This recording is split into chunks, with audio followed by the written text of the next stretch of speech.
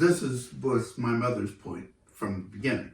That's why your nails had to be clean, your shoes had to be shined, you had to make a good presentation. She said you only have one opportunity to make a good first impression, so make it count. Speak proper English.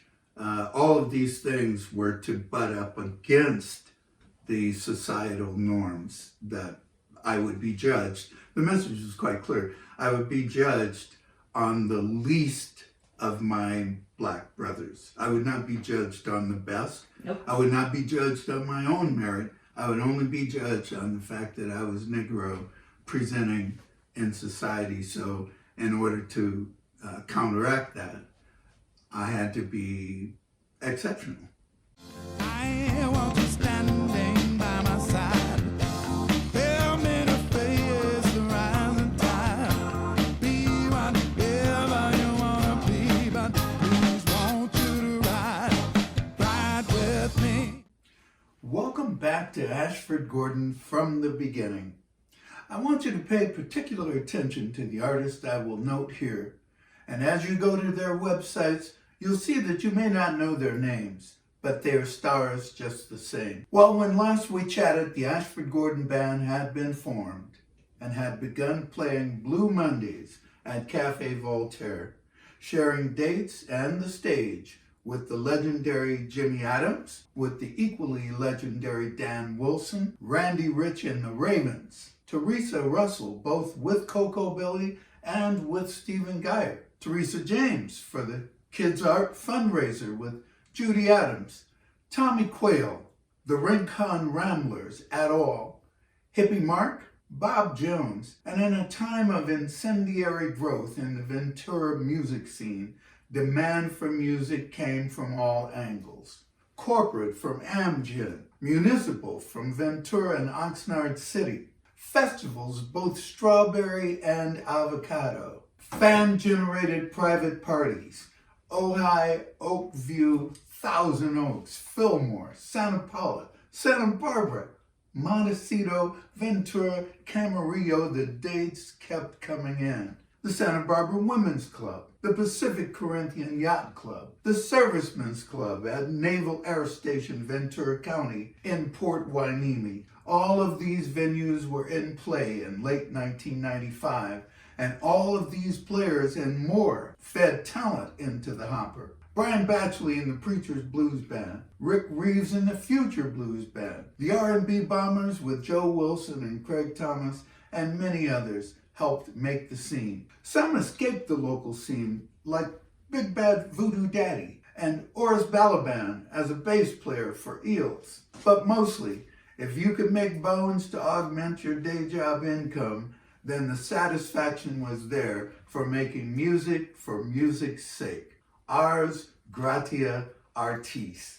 If you look at your tax return and see that you enjoyed creating, and you reported 5 figures of income from your gigs above your day job income, then that's a really good year. 1995 was such a good year, but 1996 wanted to be as good. However, there were challenges. Joe Daddy's Cajun Kitchen in Ventura worked as a monthly destination for touring acts, with regional acts coming through twice a month, including my own mentor, Louisiana Guitar Red. But all the other dates in the month were divided up between the local acts: Guy Martin, myself, Teresa Russell, Robert Thomas out of Santa Barbara, and LA acts like Geneva Magnus and Jody Siegel and Danny Timms. You'd come in on your gig night and there would be Guy Martin flyers on the tables.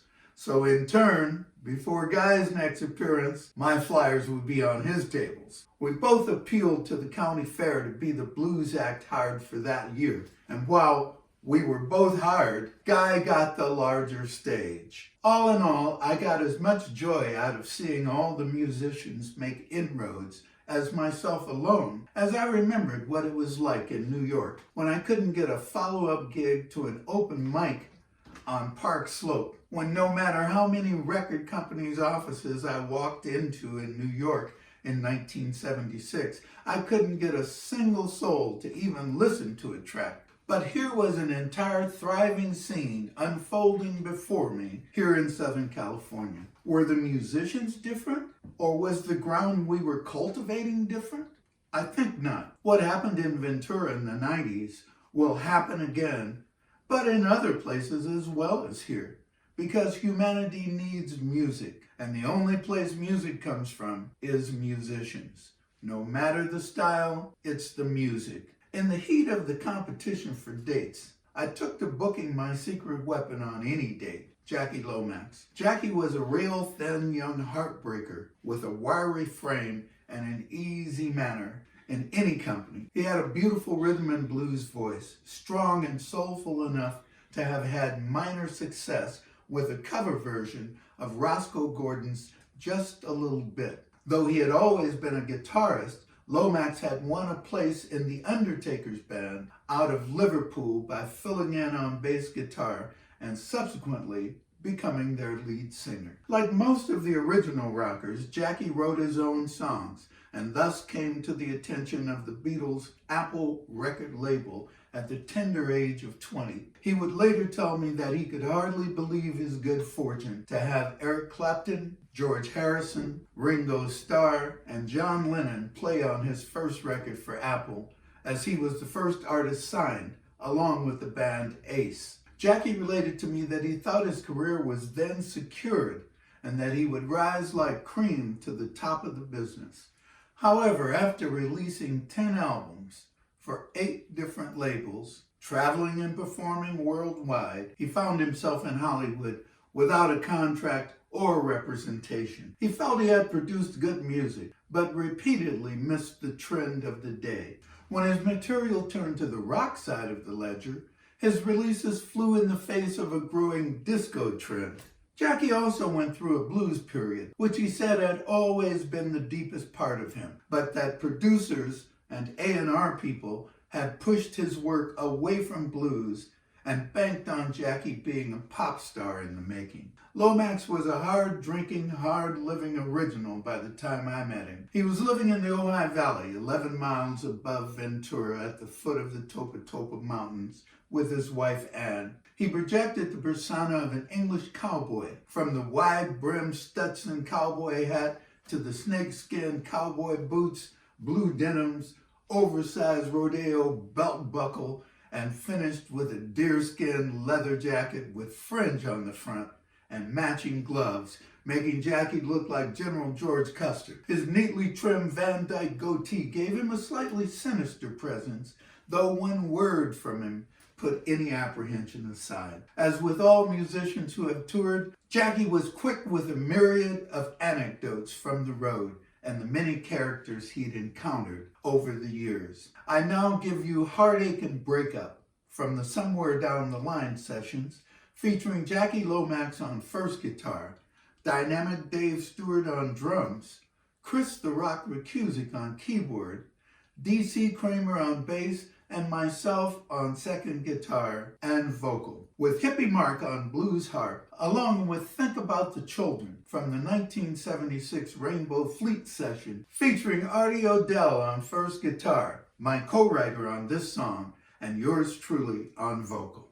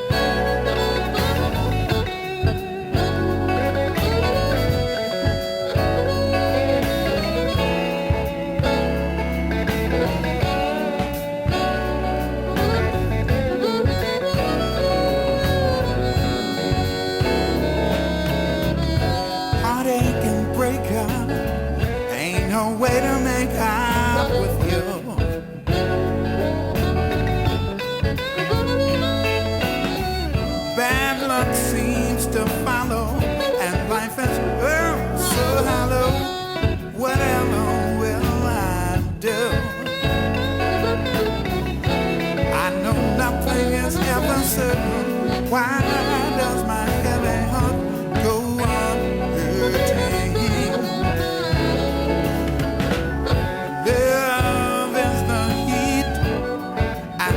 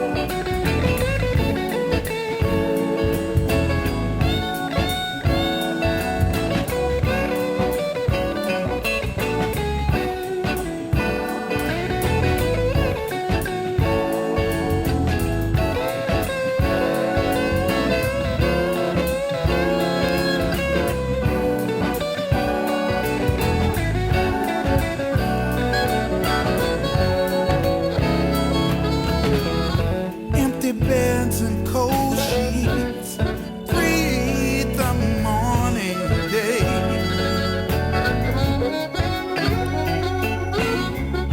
Words left unspoken when there was so much left to say. Now with a single pass we're taking heartache and breakup in the road we're making. Heartache and breakup, ain't no way to make up with you.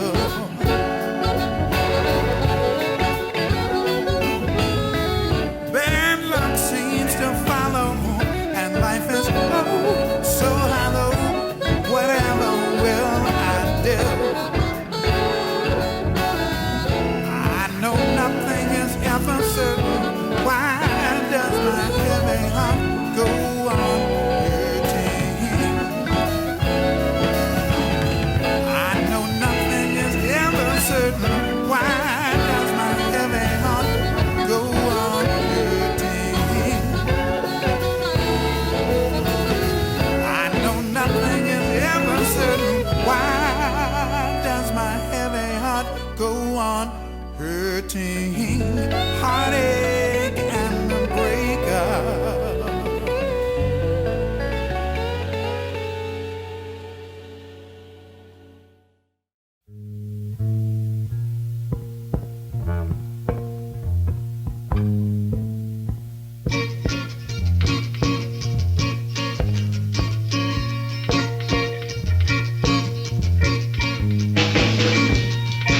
People, please listen. Listen once to me. Think about the children and what the world's to be. These bad coexistence for that place for a machine. Brotherhood and caring, to the tree. This is what you leave them, all that you can see. The children are the answer, sent to us from above, to show us the answer. The problem is love. What about the children? Do you think they'll understand that they should hate their father? Do you think they ever can? We twist their minds with evil. We bend their wills with hatred. We walk them with our schooling. Oh yes, we make them think it's great. Will they ever change it? We don't get to play. Think about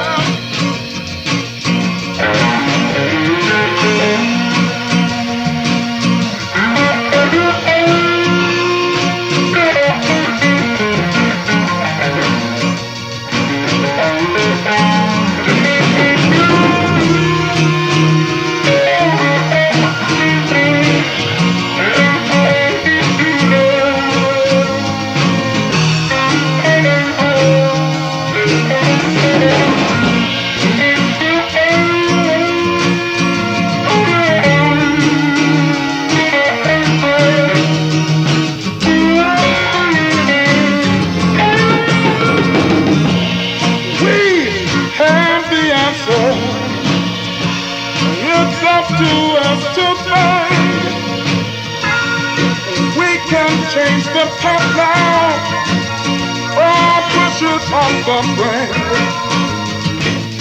But don't worry about the children. Do you think they'll understand? They are the answer, and their hearts are made of gold. Their teaching should speak goodnight, this sweet arbiter.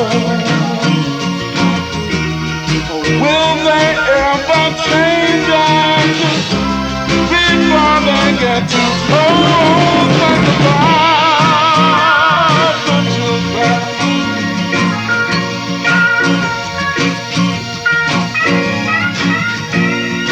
Will there be light? Will there be heat? Will there be power?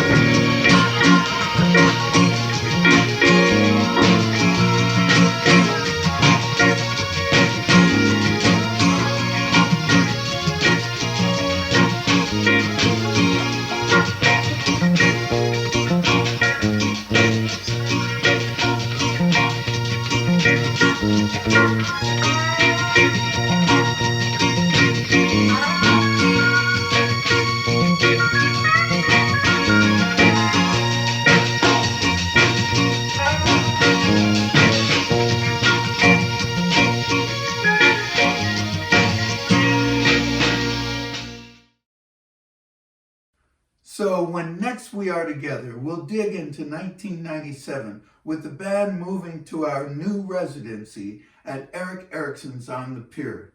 Until next time, see ya for another Throwback Thursday. Bye.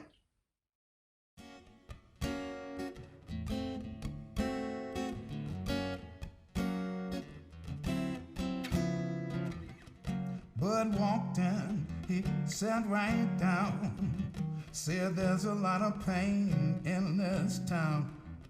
I was wondering while he spoke if he realized that it sounded like a joke.